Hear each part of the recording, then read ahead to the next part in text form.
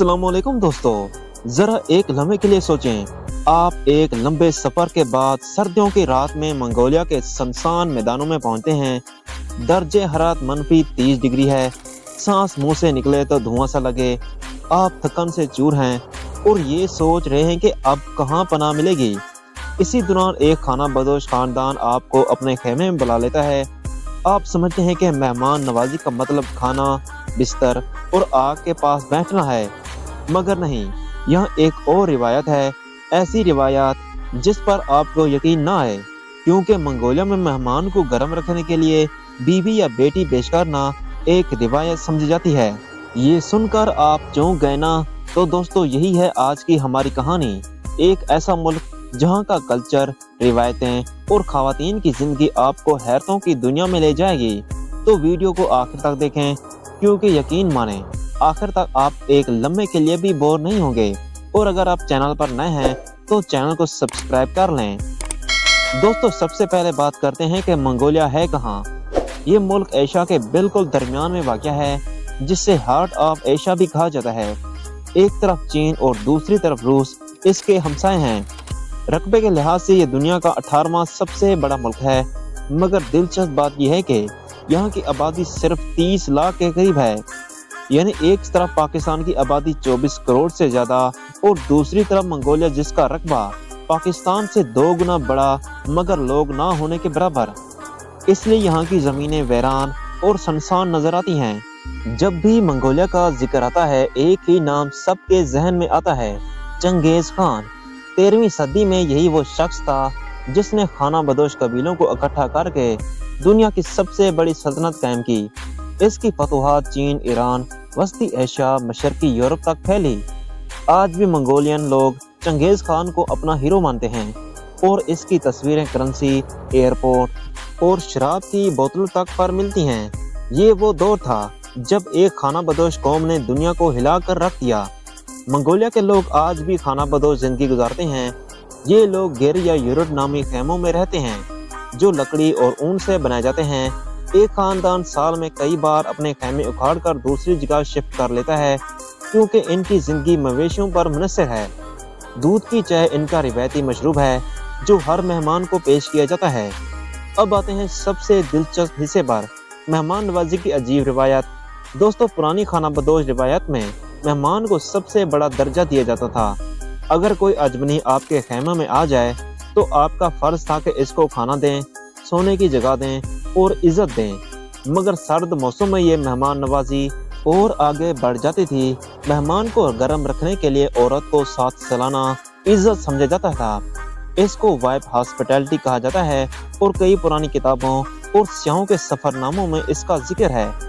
इस रिवायत की 2 वजूहात बताई जाती हैं। सर्द मौसम में अजनबी को गर्म रखने का तरीका, खाना बदोश कल्चर में खून मिलाने और नस्ल बढ़ाने का तरीका। ये रिवायत अब तकरीबन खत्म हो चुकी है, मगर ये एक ऐसा कल्चर शौक है जो मंगोलिया को बाकी दुनिया से मुनफरद बनाता है। दोस्तों, अगर आप ये समझते हैं कि मंगोलिया सिर्फ मर्दों की कहानियां हैं तो ये गलत फहमी है। यहाँ की खवातीन दुनिया की सबसे ज्यादा बोल्ड, आजाद ख्याल और मिलनसार मानी जाती हैं। ये खवातीन घोड़े पर सवारी करती हैं, मर्दों के साथ शिकार और मेहनत में हिस्सा लेती हैं, सियासत, तालीम और कारोबार तक में भरपूर किरदार अदा करती हैं। आजकल मंगोलियन लड़कियां जदीद फैशन, म्यूजिक और सोशल लाइफ में काफ़ी आगे हैं। और दिलचस्प बात यह है कि इनकी शख्सियत में एक रोमांटिक कॉन्फिडेंस नजर आती है, यानी वो किसी से झिझकती नहीं। चलिए अब आखिर में कुछ शानदार हक़ाइक़ भी सुन लीजिए। उलान बातर दुनिया का सबसे ठंडा दारहुकूमत है। यहाँ हर शख्स के पास औसतन 50 घोड़े होते हैं। ये दुनिया का सबसे कम डेस्टिनेशन पॉपुलेटेड मुल्क है, यानी रकबा बहुत बड़ा मगर लोग ना होने के बराबर। तो अब बात करते हैं मंगोलिया के मशहूर फेस्टिवल की।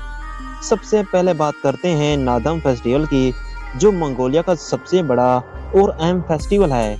ये हर साल जुलाई में मनाया जाता है और इसमें 3 खेल मशहूर हैं, घोड़दौड़, कश्ती रानी, तीरंदाजी। इन तीनों को मंगोलियन लोग द 3 मैनली गेम कहते हैं। लेकिन दोस्तों, ये सिर्फ मर्दों का खेल नहीं है। खवातीन भी तीरंदाजी में हिस्सा लेती हैं और बच्चे भी घोड़ों की दौड़ में शामिल होते हैं। पूरे मुल्क में ये त्यौहार ऐसे मनाया जाता है जैसे हमारे यहाँ ईद या बसंत। लोग रंगीन कपड़े पहनते हैं, घरों में खाने बनते हैं और हर जगह जश्न का माहौल होता है। अब आते हैं दूसरे बड़े त्यौहार पर, तसांगन सार, जिसे मंगोलियन नया साल कहा जाता है। ये चीनी या तिब्बती नए साल की तरह है, लेकिन इसमें अपनी खास रिवायत है। लोग अपने रिश्तेदारों और बड़ों से मिलते हैं, तोहफे देते हैं और एक दूसरे को खाने पर बुलाते हैं। सबसे मशहूर डिश है बुज, यानी भाप में पकी हुई गोश्त की ढमलेग। ये दिनों तक खाई जाती है और हर घर में मेहमानों को यही पेश की जाती है। ये फेस्टिवल सर्दियों के अख्ताम और बहार के आगाज पर मनाया जाता है, इसलिए इसमें एक खास खुशबू और जोश होता है। दूसरा, ये वो फेस्टिवल है जो देखकर आपकी आंखें खुली की खुली रह जाएंगी, ईगल हंटिंग फेस्टिवल। ये ज्यादातर मगरबी मंगोलिया में कजाक कबाइल मनाते हैं। इसमें शिकारी उकाबों को तरबियत दी जाती है कि वो लोमड़ी, खरगोश या दूसरे शिकार को पकड़ें। खास बात यह है कि ये उकाब इतने बड़े होते हैं कि पर फैलाएं तो एक इंसान जितना लगें। ये फेस्टिवल दुनिया भर में सियाहों को अपनी तरफ खींचता है, क्योंकि कहीं और ऐसा मंजर देखने को नहीं मिलता। आइस फेस्टिवल, ये जमी हुई झीलों पर होता है। लोग बर्फ पर खेल, दौड़ और डांस करते हैं। कैमल फेस्टिवल, यहाँ ऊँटों की दौड़ लगाई जाती है और ऊँटों के साथ खूबसूरत रिवायती शोज होते हैं।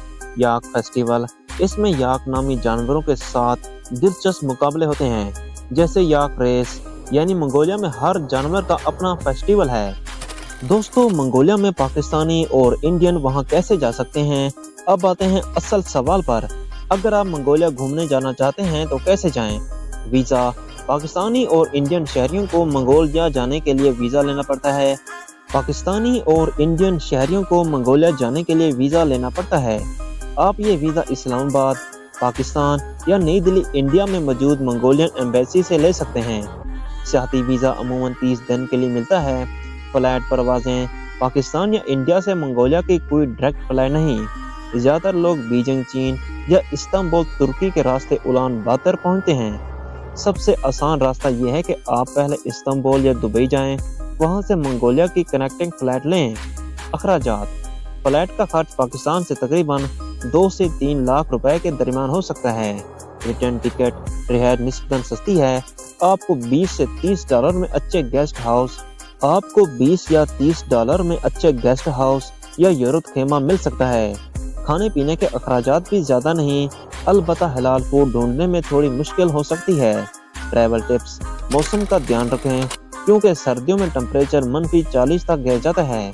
फेस्टिवल देखने के लिए जुलाई नादम फेस्टिवल या फरवरी तंगान सर बेहतरीन फेस्टिवल हैं। मंगोलिया में लोग अंग्रेजी कम बोलते हैं, इसलिए थोड़े बहुत जुमले मंगोलियन जुबान के सीखना फायदेमंद होगा। दोस्तों, ये थी मंगोलिया की कहानी, हैरत, कल्चर, रिवायात और ख़वातीन की आज़ादी से भरी हुई। अगर आपको ये मुनफरिद डॉक्यूमेंट्री पसंद आई हो तो वीडियो को लाइक करें, चैनल को सब्सक्राइब करें और कमेंट्स में बताएं कि मंगोलिया की कौन सी रिवायत ने आपको सबसे ज़्यादा चुका दिया।